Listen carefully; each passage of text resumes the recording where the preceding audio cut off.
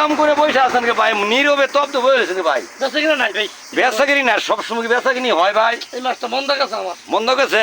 কি মন্দ গেছে ভাই? বেঁচে কিনা নাই। বেচাকিনি এই যে বালিশ টিলিশ সবকিছু, এদিকে আসেন ভাই, আসেন আসেন। এখন লুটে হইতাছে, এই বালিশ কি নেয় না?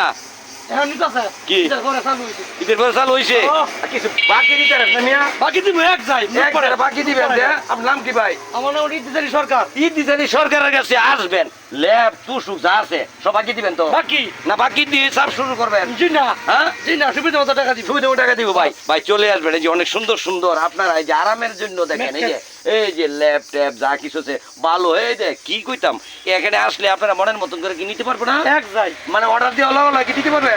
এক ঘন্টা টাইম সব 1 ঘন্টার ভিতরে এত বড় জিনিস দিল, যতবার লাগে। যত ভালো লাগে না? এক উড়াই যায়। ভাই ভিডিওটা শেয়ার করে দিবেন ভাই। দেখেন উনাই কিন্তু মনের মতন মানুষ, খুব ভালো মনের একটা দোকানদার ভাই। ল্যাব তুষকের জন্য যারা বিদেশ আছেন এবং দেশে আছেন চলে আসবেন। কিন্তু গর্বের জন্য কি আছে?